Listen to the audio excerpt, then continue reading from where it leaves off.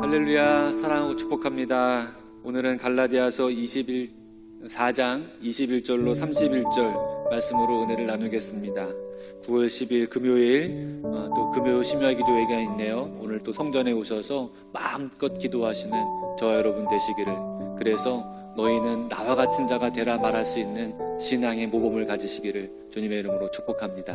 다 같이 묵상하시겠습니다.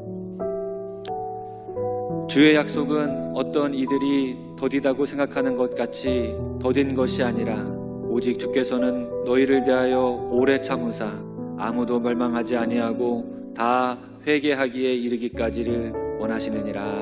아멘. 사랑해 주님, 오늘도 주님의 약속 든든히 붙잡고 살아가는 복된 날 되기를 원합니다. 흔들리지 아니하는 믿음 더해주시고 멸망으로 가지 아니하는 약속을 붙들고 살아가는 구원의 삶 살아가도록 인도해 주시옵소서. 오늘도 말씀에 은혜 주실 줄 믿사오며 예수님의 이름으로 기도합니다. 아멘. 오늘 말씀을 보게 되면 자유 있는 여자의 자녀라, 자유 있는 여자의 자녀라. 여러분, 이 말씀 속에서 우리가 알 수 있는 것은 우리가 태생이 다르다는 사실을 알려주고 있습니다.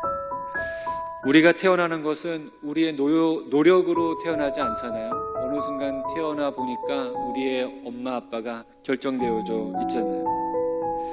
여러분, 우리는 하나님의 자녀입니다. 하나님의 은혜로 태어난 하나님의 자녀. 이 말씀을 먼저 여러분에게 드리고 오늘 말씀을 나누려고 합니다. 여러분, 이 태생을 기억하면서 우리는 이 복음이 내 노력으로 이루어지는 일이 아니라 하나님의 은혜의 선물인 것을 다시 한번 간직했으면 좋겠습니다.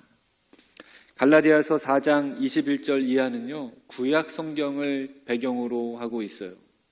이 사도 바울이 이 할례 문제나 이런 구약적인 내용을 가지고 가르치는 거짓 교사들에 대해서 대항하기 때문에 이 구약의 내용을 다시 한번 이야기하면서 언약을 설명해주고 갈라디아 교회 교인들이 주님께로 돌아올 수 있도록 바른 복음, 다른 복음이 아니라 바른 복음으로 돌아올 수 있도록 설명해주고 있는 내용입니다.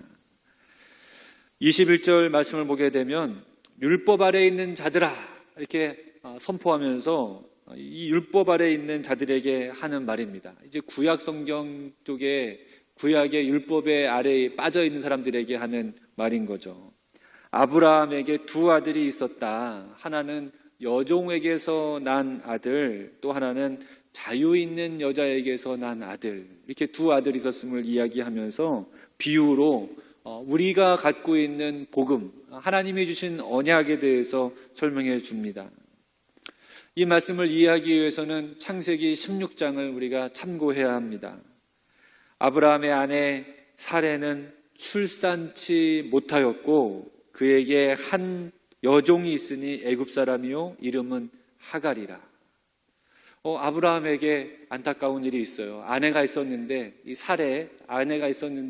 사레가 출산하지 못하는 지경에 있었던 것이죠. 하지만 이 사레는 아브라함의 정식 부인이에요. 근데 말씀을 잘 창세기 16장을 보시면 이렇게 기록되어져 있어요. 여호와께서 내 출산을 허락하지 아니하셨으니. 사레가 하는 말입니다. 아브라함이 사레의 말을 또 들어요. 아브라함과 사레가 의논을 막 하거든요. 그 출산을 하지 못하게 하셨으니 내가 내 종을 통해서 후사를 얻게 하겠다 하면서 자기 여종 하갈을 아브라함에게로 들여보내거든요. 근데 또 이 말을 아브라함이 들어요. 아니라고 이렇게 말하지 못하고 그 말을 거절하는 척 하면서 들었는지 모르겠어요. 여러분, 이 모습이요 마치 에덴 동산에서 아담과 하와가 선악과를 따먹는 모습이랑 비슷합니다. 무엇을 이야기하느냐 하면 우리가 그만큼 약하다는 사실을 이야기하고 있는 것이죠. 하나님의 약속을 잘 붙들지 못하는 연약함이 우리에게 있음을 말해주고 있는 것이죠. 이 사례는 하나님에 대한 믿음이 흔들렸습니다. 여호와께서 내 출산을 허락하지 아니하셨으니. 아브라함에게 주신 하나님의 약속이 이 사례로부터 먼저 흔들리게 된 거예요. 그럴 만도 한 것이 가나안 땅에 들어온 지 벌써 10년이 되어 갑니다. 여러분, 10년 동안 기다린다는 것 보통 일이 아니잖아요. 이 기다림의 한계에 부딪힌 상태였습니다. 그러다 보니 후사가 끊길 것에 대한 염려가 있었고, 하나님 약속이 어떤 면에서 망신당할 수도 있겠다 싶었던 마음이 있었을지도 모르겠어요. 그래서 이 사례는 자기 여종 하갈을 생각해 낸 겁니다.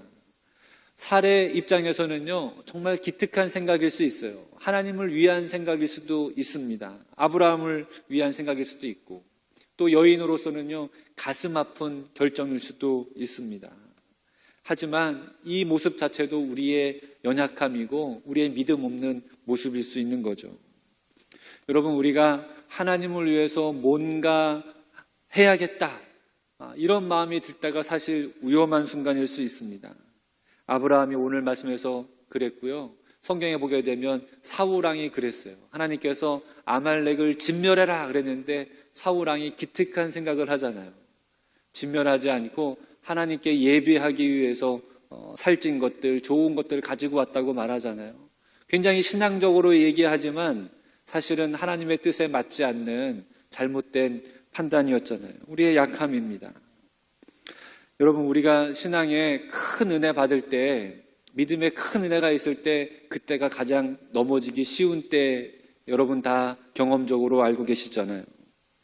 하나님이 원하시는 선택을 하는 것이 아니라 어쩔 때는 우리가 우리의 선택을 하나님의 이름을 들먹이면서 하게 되는 경우도 있습니다. 하지만 우리가 하나님으로부터 확실한 약속을 가지고 있다고 하면 마땅히 해야 될 일이 있는데, 그것은 바로 기다림입니다. 약속을 믿고 기다리는 기다림. 하나님은 아브라함을 왜 10년, 11년 이렇게 긴 시간을 기다리게 하셨을까? 하나님이 주시면 주신다고 하는 것을 가르쳐주기 위해서였습니다. 아브라함이 믿음의 샘플, 믿음의 모범, 믿음의 조상이 되게 하기 위해서 하나님께서 기다리게 하신 거예요. 여러분, 기다리면서 아브라함이 배울 수 있는 게 뭐겠어요? 하나님 의지하는 법을 배우는 것 아니겠습니까? 하나님을 의지하면서 기다리는 그 훈련을 아브라함이 감당하고 있는 것이죠. 그런데 아브라함이 이 하갈을 통해서 자녀를 낳게 되어 우리가 알고 있는 이스마엘입니다. 이 이스마엘은 오늘 갈라디아서에서 육체를 따라서 낳다, 육체를 따라 낳다라고 얘기했습니다. 하나님의 약속을 따라 낳지 않고 육체를 따라 낳다. 아브라함이 자기 실력으로 낳은 아들이었습니다. 여러분, 우리의 믿음이 그렇지 않나요? 내 실력, 내 능력으로 무언가 하려고 하는 신앙생활이 있고요, 하나님의 능력을 전적으로 의지하면서 하시는 신앙생활이 있어요. 우리 교회의 리더십들을 이렇게 만나보고, 예를 들어서 저 같은 경우에는 속장님이나 지역장님들을 만날 때 항상 나의 연약함을 얘기하세요. 난 부족해서 못해요. 나는 이런 부분들이 부족해요. 그때마다 제가 드리는 말씀은 하나님이 다 해주실 거예요. 믿음 가지고 하십시다. 그렇게 해서 아멘에서 헌신하신 분들이 우리 속장님, 지역장님, 선교회장님들 아니시겠습니까? 여러분, 우리의 믿음이 내 힘으로 하려고 하면은요, 아무것도 못합니다. 오히려 하나님의 일을 그르치게 돼요. 하지만 하나님 의지하시면서 내 연약함마저도 하나님께 내어 맡겨드리면 하나님께서 이루어 주시고 약속하신 대로 해주시는 줄 믿으시기를 바랍니다.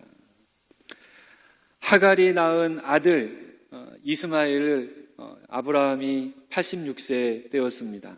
그리고 나서 10여 년 지나고 나서 99세에 다시 한번 하나님이 아브라함에게 나타나서 약속의 아들 이삭을 말씀해 주세요.